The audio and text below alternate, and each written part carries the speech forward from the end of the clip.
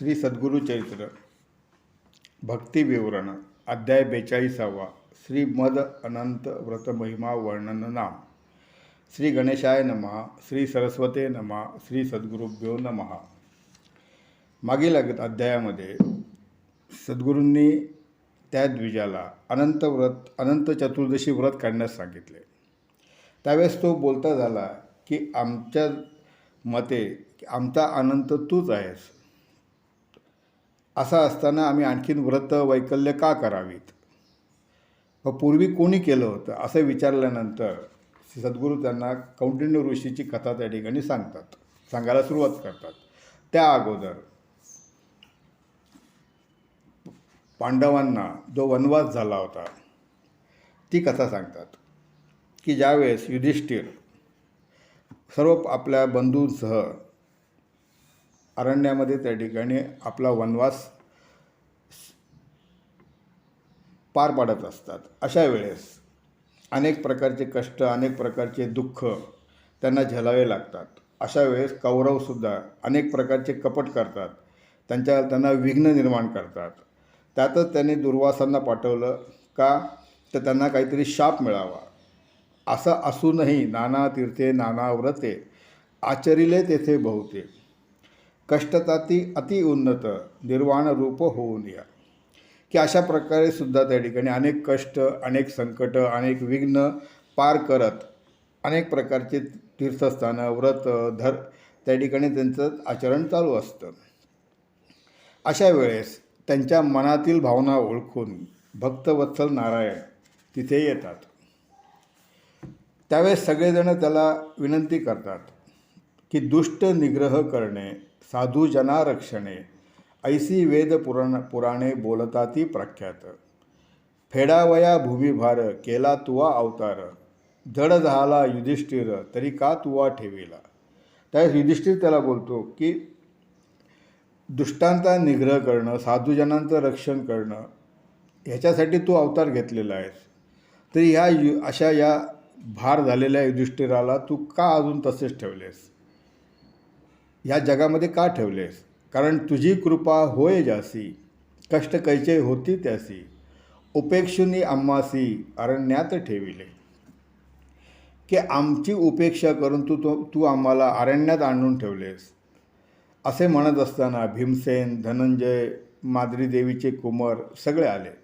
सगळ्यांनी ते वंदन केलं, नमस्कार केला आणि बोलते झाले की तू आमुचा कैवारी, आम्ही असो अरण्य घोरी, आमुचा बंधू राज्य करी, काय उपाव या आंबांसी, तुझ सारिका असता छत्र, आम्हा कष्ट अपरमित, कवने प्रकारे स्वस्थ चित्त राज्यप्रती आंबांसी, की आता तू आमचा कैवारी असताना सुद्धा आम्हाला त्या ठिकाणी अशा अरण्यामध्ये राहावं लागतं आहे। तुझ्यासारखे छत्र असतानाही अनेक प्रकारचे कष्ट आम्हाला त्या ठिकाणी झेलावे लागत आहेत, तर असा आम्ही काय करावं की जेणेकुणे आमचं हे दैन्य, हे कष्ट त्या ठिकाणी दूर होतील। असं विचारल्यानंतर श्रीकृष्णाने त्यांना श्री अनंत व्रत करण्यास सांगितले। आता ते सांगितल्यानंतर श्रीकृष्ण त्यांना बोलता झाला की अवतरलो मी नारायण, भूभार उतरावया कारण, दानव दुष्ट निवारणा, जन्म झाला वसुदेव कुळी, अनंत मीच जाणसी, संशय न धरी मानसी, त्रैमूर्ती मीच सर्वांसी, ब्रह्मा विष्णू महेश्वर। असं सांगत श्रीकृष्णाने त्यांना जाणीव करून दिली की ह्या पूर्ण त्या ठिकाणी ब्रह्मांड लोकामध्ये जे जे काही अचर, चल अचल अशा ज्या गोष्टी आहेत त्या सर्वांमध्ये त्या ठिकाणी मीच आहे। सूर्य पण मीच आहे, बाकी सगळं रुद्र पण मीच आहे, की कुठलाही संशय न धरता तुम्ही हे व्रत त्या ठिकाणी अंगीकारा। की शुक्ल पक्षातल्या भाद्रपद महिन्यामध्ये चतुर्दशीला हे व्रत केलं जातं, असं सांगून त्यांना त्या ठिकाणी त्या व्रताचं त्या ठिकाणी महिमा सांगितला। आणि त्याचबरोबर कृतयुगामध्ये हे व्रत कोणी केलं होतं त्याची कथा सांगितली। की कृतयुगामध्ये एक सुमंतू नावाचा द्विज होता, वसिष्ठ गोत्री। त्याची त्याने कन्या म्हणजे दीक्षा नामे त्याची कन्या. ती आता सुमंताची भार्या झाली, पतिव्रता अतिशय, आणि तिला त्या ठिकाणी मुलगी झाली सुशीला नावाची. अतिशय त्या ठिकाणी आज्ञाधारी, धर्म पारायण, अतिथी देवो भव ह्या भूमिकेतून राहणारी. असं चाललेलं असतानाच सुमंतूची पत्नी पंचलोकी त्या ठिकाणी विलीन झाली. त्यानंतर आपले व्रत वैकल्य करण्यासाठी त्याने त्या ठिकाणी दुसरे लग्न केले. तिचं नाव कर्कशा. परंतु अतिशय दुश्शील आचरण, अखंड कलह अशी त्या ठिकाणी ती होती. आता असं असताना सुशीला उपवर झाली. त्यामुळे तिच्या वडिलांच्या मनामध्ये, सुमंतूच्या त्या ठिकाणी मनामध्ये अखंड चिंता असायची. कारण ही सावत्र आई कर्कशी अतिशय त्या ठिकाणी कलह करत असे, आचरणही तिचं चांगलं नव्हतं. अशा वेळेस तिचं कन्यादान कसं होईल या विचाराने ते चिंतन करत असत, चिंता करीत होते. अशा वेळेला कौंडिण्य ऋषी त्यांच्याकडे आले आणि कौंडिण्य ऋषीने त्यांना त्यांच्या कन्येविषयी विचारलं. सुमंतूने ताबडतोब त्या ठिकाणी त्याचा अंगीकार केला व कौंडिण्य ऋषीशी आपल्या कन्येचं लग्न लावून दिलं. आता चौघंही त्या ठिकाणी तिथे आनंदाने राहत होते. सुमंतू, त्याची पत्नी भार्या कर्कशा, त्यात पण कौंडिण्य ऋषी व त्यांची मुलगी त्या ठिकाणी सुशीला. परंतु त्या कर्कशेचं या दोघांबरोबर त्या ठिकाणी अतिशय सतत भांडणं, कलह चालू असायचे. शेवटी कौंडिण्य ऋषी त्याला बोलले की आपण दोघेही तापसी आहोत, तर एका घरी आपण राहू नये असं सांगून त्या ठिकाणी आम्ही जवळच आश्रम त्या ठिकाणी तयार करतो आणि तिथे राहतो. असं त्या ठिकाणी सांगितल्यानंतर सुमंतू त्यांना बोलला की तुम्ही 12 दिवस राहा आणि त्रयोदशीला तुम्ही त्या ठिकाणी प्रस्थान करा. असं झाल्यानंतर 12 दिवस दोघेही राहिले, कौंडिण्य ऋषी आणि सुशीला. आणि 13व्या दिवशी ज्यावेळेस त्या ठिकाणी निघायची वेळ झाली त्यावेळेस सुमंतू आपल्या पत्नीस बोलता झाला की त्यांना बरोबर काहीतरी दे. आता तिने काय केलं तर घरात गेली आणि कडी लावून घेतली. आता सुमंतूलाही प्रश्न पडला. मग तो त्या ठिकाणी स्वयंपाकघरात गेला. तिथे बघितलं तर एका मडक्यामध्ये थोडासा गव्हाचा कोंडा होता. मग ते मडकं आणि तो गव्हाचा कोंडा त्या दोघांनाही दिला. मग दोघंही ते घेऊन त्या ठिकाणी निघाले. असं असताना त्या दिवशी चतुर्दशी होती आणि एका ठिकाणी रथ त्या ठिकाणी थांबवला ऋषींनी अनुष्ठान करण्यासाठी. मग तो त्या ठिकाणी नदीवरती अनुष्ठान करण्यासाठी गेला. इकडे सुशीला रथामध्ये बसलेली होती. त्यावेळेस तिने बघितलं की अनेक त्या ठिकाणी स्त्रिया तिथे येत होत्या आणि एक कुठलं ते व्रत करताना तिने बघितलं. कारण तो दिवस भाद्रपद शुक्ल चतुर्दशी होता. मग तिने त्या स्त्रियांना विचारलं की तुम्ही हे काय करता आहात, कशासाठी करता आहात. मग त्या स्त्रियांनी तिला सर्व त्याचं महात्म्य सांगितलं की ह्याच्यामुळे आपल्याला काय प्राप्त होतं, की सर्व ऐश्वर, सर्व धनधान्य सर्व प्राप्त होतं. आणि मग त्या स्त्रियांनी तिला सांगितलं की तू एक काम कर की आता आम्ही त्या ठिकाणी अनंत व्रताची त्या ठिकाणी पूजाच करत आहोत, तर तू पण आमच्याबरोबर पूजा कर. आणि मग तिला त्या ठिकाणी धागा दिला हातामध्ये बांधायला. आणि मग तशा प्रकारे तिने त्या सर्वांबरोबर त्या ठिकाणी ते व्रत त्या ठिकाणी केलं. मग जे काही तिच्याबरोबर होतं गव्हाचा कोंडा वगैरे ते तिने देऊन, वाण म्हणून देऊन तिने त्या ठिकाणी ते व्रत पूर्ण केलं. आता ह्या व्रताचा महिमा असा की ज्यावेळेस कौंडिण्य ऋषी आणि ती परत पुढे चालते झाले तर एका नगराच्या, अमरावती नावाच्या नगराच्या सीमेवरती आले.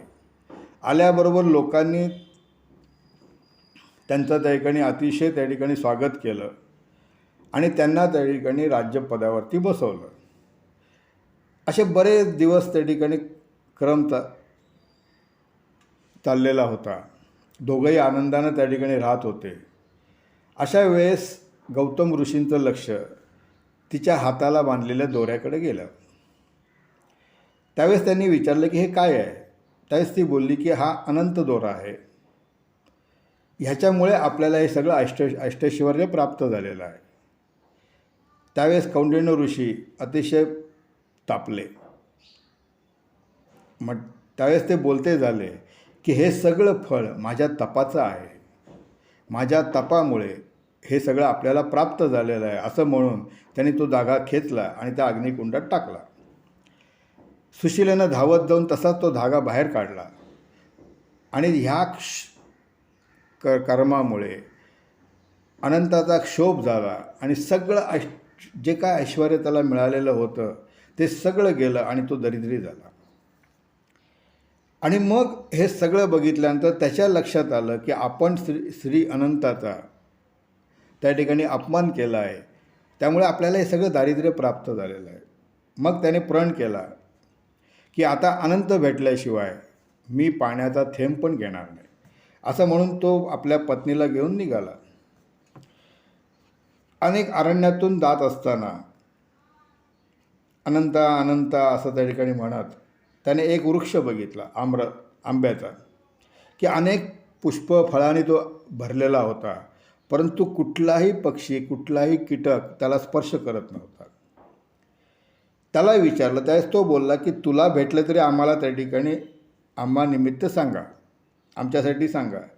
परत पुढे गेला, त्याला धेनू भेटली, गाय आपल्या वत्सासहित होती, परंतु तिच्या तोंडामध्ये तृण म्हणजे वनस्पती किंवा धन हे काय धान्य हे कधी तिच्या तोंडामध्ये जात नव्हतं. तिलाही विचारलं तर तिनेही तेच सांगितलं की तुम्हाला भेटला तर आमच्याविषयी सांगा. पुढे बघितला एक वृषभ बैल, त्याला विचारलं, त्यानेही तेच सांगितलं. पुढे असं जाता आता 2 सरोवरं दिसली की दोन्ही एकमेकात मिसळलेली, पण कुठलाही पक्षी किंवा हंस किंवा काय ते पाणी पित नव्हता. कमळ पुष्प सगळे त्याच्यामध्ये होते, पण त्याचा उपयोग काहीच नव्हता. त्यांनी विचारलं, त्यांनीही तेच सांगितलं की आम्हालाही माहिती नाही, तर तुम्हाला भेटलं तर आमच्याबद्दलही तुम्ही सांगा. असा प्रवास करत असताना त्याला एक गाढव आणि हत्ती दिसले. त्यांना विचारलं, त्यांनीही तेच सांगितलं. शेवटी निर्वाण झाला तो ब्राह्मण, त्यजूप आहे आपुला प्राण, अनंता अनंता म्हणून धरणीवरी पडियाला. असं अनेक जणांना विचारून सुद्धा ज्यावेळेस अनंताची भेट होईनाशी झाली, त्यावेळेस शेवटी आपला प्राण त्याग करण्यासाठी किंवा त्या ठिकाणी प्राणाची आहुती देण्यासाठी अतिशय कष्टानं अतिशय त्या ठिकाणी थकव्यानं तो जमिनीवर पडला. तेवढ्या तिथे एक वृद्ध ब्राह्मण आला, त्याला उठवलं आणि विचारलं की तू श्री अनंत कोठे आहे, श्री अनंत कोठे आहेत म्हणून विचारतोय, चल तुला दाखवतो. म्हणून त्याचा उजवा हात घेतला आणि त्याला घेऊन गेला आणि त्याच नगरात घेऊन गेला. परंतु आता परिस्थिती उलटी झालेली होती की ज्या नगरामध्ये त्याचे सगळे वैरी झाले होते, शत्रू झाले होते, त्याच नगराच्या त्या ठिकाणी राज्यपदावर परत कौंडिण्य ऋषींना बसवलं. आणि हे झाल्यानंतर